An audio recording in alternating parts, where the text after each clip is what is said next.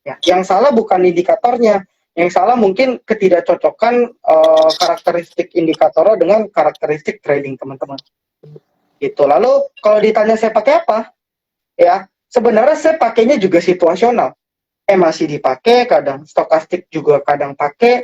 Cuma salah satu indikator yang mutlak yang saya pakai selalu di setiap kondisi, ini sebenarnya bukan indikator sih, tapi ini volume. Ya, ada yang bilang volume itu indikator, ada yang bilang bukan. Jadi tahu ya volume yang menggambarkan transaksi perdagangan setiap harinya. Gitu. Nah, kenapa harus volume? Ini balik lagi ke kita punya mindset trading. Teman-teman tahu Dow Jones? Dow Jones lagi. Teman-teman tahu teori Dow? Ada yang tahu mungkin teori Dow? Ada yang tahu gak Dow teori? Mungkin udah sebagian mungkin udah dengar ya. Nah, jadi salah satu prinsip teknikal itu dibuat oleh Charles Dow. Itu di US sana dulu abad ke-18 kalau nggak salah ya, tahun 1900-an. Nah, jadi dalam Dow teori itu ada prinsip-prinsip teknikal. Nah, salah satunya mengatakan ya eh, apa namanya, tren itu harus dikonfirm dari volume. Ya, jadi tren yang bullish itu harus dikonfirm dari volumenya juga. Jadi dari sini kita tahu bahwa volume ini sifatnya wajib. Ya, wajib kita pakai untuk apa? Untuk mengetahui apakah pergerakan harga sahamnya valid atau enggak naik. Simpelnya kayak gitu. Lalu kalau Anda pelajari buku-buku teknikal di luar negeri, gitu ya, semua kurang lebih intinya gini, analisis teknikal ialah analisis yang digunakan. Uh, Analisis teknikal ialah analisis yang digunakan dengan mengambil data masa lampau, gitu ya, untuk memprediksi pergerakan harga di masa depan. Nah, data apa yang diambil? Ada dua. Pertama adalah data harga sahamnya. Yang kedua itu harga atau data dari volumenya. Gitu. Jadi harga saham dan volume ini sifatnya wajib. Dan di analisis teknikal, analisa mempelajari pergerakan dua ini, ya, dan memprediksi untuk di masa depan. Jadi saya selalu pakai volume. Sisanya situasional. Ya, sisanya itu situasional. Oke, berarti kita dalam menggunakan indikator itu bisa situasional, sama kita juga bisa apa ya, banyak mencoba-coba gitu ya Om ya, pakai indikator apa Betul. yang kita. Banyak mencoba, betul, kombinasi. Dan kalau teman-teman tahu juga, dulu ada survei, saya lupa survei di mana. Jadi ada tingkatan level-levelnya tuh. Ya, level 1 sampai level berapa. Nah, level 1 trader yang belum kenal saham atau masih baru benar belajar. Level 2 trader-trader yang lagi mencoba semua indikator. Jadi kalau kita lihat di chartnya kecil banget, sisanya indikator. Ya mungkin kan kayak gitu ya. Chartnya 1, indikatornya 4. Stokastik pakai, MACD pakai, RSI pakai, jadi numpuk chartnya. Nah, level ketiga, indikatornya udah sedikit. Jadi dari 5 indikator di level 2, dia udah pakai cuma 2 atau 3. Nah, level keempat itu disebutnya naked trader. Jadi trader yang nggak pakai lagi indikator, dia cuma pakai chart, candlestick atau bar atau Heikenhashi ya, jenis-jenis grafik. Dia pakai volume, habis itu dia tinggal tarik garis. Gitu. Jadi bahkan kalau di luar sana, the next level itu Anda nggak pakai indikator. Pakai pun paling cuma 1 gitu atau 2. Sisanya Anda lebih fokus ke kayak tadi, higher high, higher low. Prinsip-prinsipnya. Higher low, lower high, lower low. Gitu. Oke, Om, kalau boleh tahu Om mengenai moving average itu, baiknya itu kalau untuk saham moving average-nya berapa ya Om ya? Kita Oke. Nah, ini juga menarik nih. Moving average juga kalau teman-teman tahu jenisnya ada banyak banget. Mungkin yang paling kita sering pakai yang defaultnya ya simple ya. SMA ya, simple moving average. Ada weighted moving average, WMA. Ada exponential moving average, EMA. Ada lagi kalau saya kan pakai Mirai ya. Itu kalau dibuka indikatornya ada harmonik, ada entah geometrik. Jadi jenisnya banyak banget. Ya, dan setiap jenis kalau kita bedah itu agak-agak ada sedikit perbedaan lah, meskipun nggak signifikan. Nah, kalau ditanya angkanya, ini fun fact-nya, kalau Anda pakai angka berapapun, ya fungsinya moving average kan bisa jadi support juga ya. Jadi kalau emiten lagi naik, tiba-tiba turunnya kena moving average kan, teorinya dia bisa rebound. Kan itu teori moving average ya. Nah, menariknya kalau Anda lagi buka charting, Anda ganti angka moving average-nya dari 1 sampai 99 misalnya, itu akan ada selalu chart yang bisa membal. Anda pakai EMA 2, ada chart yang bakal membal ketika nyentuh EMA 2. Anda misalnya lahir tahun 97 misalnya, ya maka Anda pakai EMA 97, nanti Anda ketemu, oh ternyata saham ini juga membal ketika sentuh EMA 97. Lalu yang jadi pertanyaannya, kita pakai yang mana? Kan gitu ya. Yang jadi pertanyaan, kita pakai yang mana kan? Nah, pakai yang Anda pikir cocok. Cuman di dalam analisis teknikal di pasar saham ada beberapa angka-angka yang kayaknya udah jadi angka wajib nih. Kayak misalnya kalau jangka pendek, Anda bisa pakai 5 sama 10. 5, 10, 20. Itu udah angka wajib lah, ya. Terutama 20 ya. Karena kan moving average kan pergerakan harian. Jadi kalau 20 hari ke belakang, maka kan 20 hari kerja, berarti 1 bulan. Ya, jadi bagi trader-trader biasa angka 20 itu sering banget dipakai. Gitu. Nah, lalu kalau jangka yang paling panjang, ada EMA 100, ada EMA 200. Nah, itu angka yang paling sering dipakai. Jadi orang jarang pakai EMA 198, EMA 197 jarang. Rata-rata orang pakai EMA 200. Jadi tingkat keakuratannya mungkin bisa dibilang paling tinggi lah. Gitu. Ya mungkin itu angka-angka yang paling sering ya. Tapi sisanya situasional. Saya punya staff gitu ya, staff dari kita punya komunitas.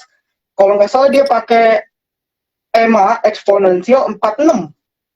Nah, saya nggak tahu tuh apakah karena dia dulu suka Valentino Rossi atau gimana, tapi dia bilang 46 itu cocok sama saya. Ya sudah, nggak masalah. Gitu. Jadi nggak usah khawatir. Anda cocok dengan angka berapa, Anda pakai. Gitu. Oke, berarti sifatnya situasional juga ya Om ya untuk MI. Betul. Balik lagi cocok-cocokan ya. Yeah. Itu cuma angka-angka tadi kayak EMA 200, EMA 20, yaitu angka-angka yang saya pribadi juga pakai sih. Oke Om, di sini juga ada pertanyaan lagi dari Iqbal. Menurut Om Silent, saham apa sih yang cocok buat trading dan invest gitu? Oh, buat trading dan juga invest ya. Wah, ini pertanyaannya yang menarik nih. Disclaimer on dulu kali ya. Disclaimer on dulu nih. Ya, jadi analisa ulang ya, teman-teman ya. Jadi analisa ulang. Kalau ngomong invest, ini kan teman-teman mungkin banyak yang masih baru belajar lah ya. Jadi yang paling aman sebenarnya banking. Ya. Ini kalau kita ngomong investasi itu di atas 5 tahun ya.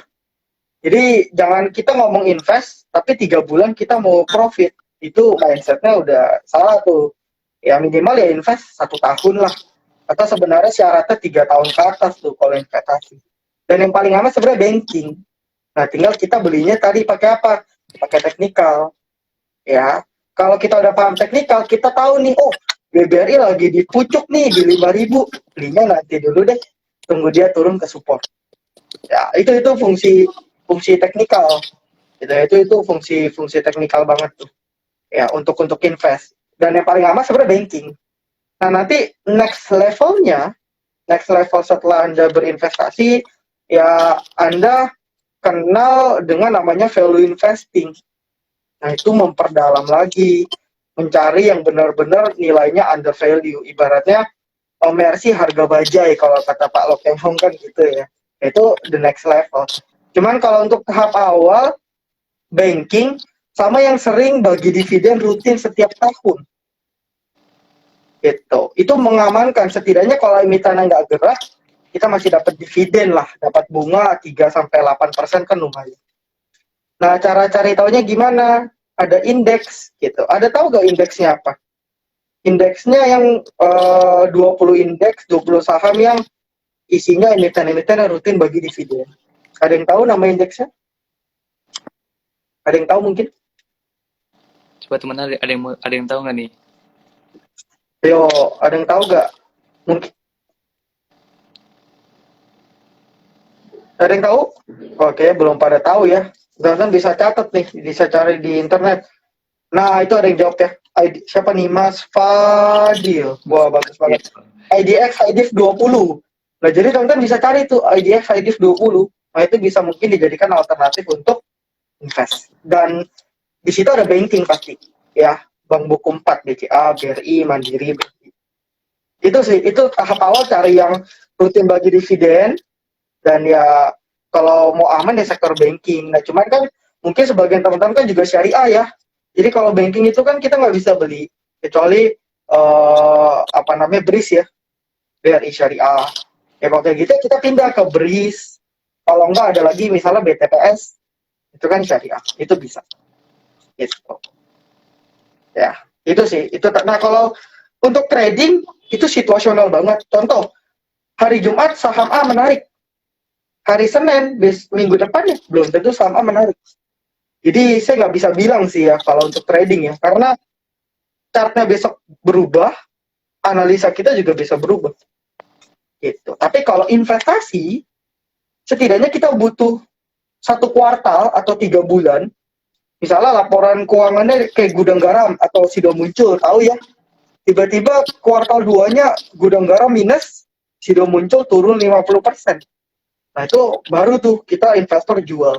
Tapi setidaknya butuh 3 bulan, 1 kuartal. Tapi kalau trading, tiap hari bisa berubah.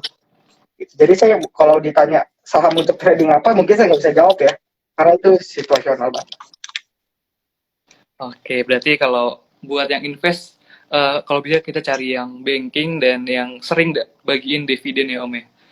Betul. Yang minimal kayak tadi Pak. Kalau saya selalu punya mindset konservatif sih untuk invest ya. Jadi saya pikir ya udahlah. Kalau misalnya sahamnya setahun dari 1.000 tetap ke 1.000, yang penting gue dapat dividen. Ya hitung-hitung kan anggap kayak kita invest di obligasi atau deposito. Gitu. Oke, nah ini ada pertanyaan juga dari RZK Alfian. Cara baca bid sama offer itu gimana sih Om? Buat lihat bakal naik atau berapa atau bakal turunnya gitu. Kita lihat dari bid sama offernya. Oke. Ini balik lagi ya. Tadi kan saya sebenarnya udah sebutin bahwa bid offer di misalnya teori A di saham A kepake. Lalu teori A kejadiannya di saham B, belum tentu sama hasilnya. Kenapa? Karena ya balik lagi tiap saham juga polanya beda-beda. Itu kan juga sudah saya sebut di awal. Kalau kita tahu pola di tiap saham, itu jadi keuntungan tuh buat scalper. Nah, kalau ditanya cara baca bid dan offer untuk mengetahui apakah akan turun atau naik, ya teori yang paling gampang sebenarnya bisa dilihat dari susunan bid offernya. Ya mungkin teman-teman udah tahu lah ya bid itu apa. Bid itu adalah jumlah orang yang ingin beli, antrian.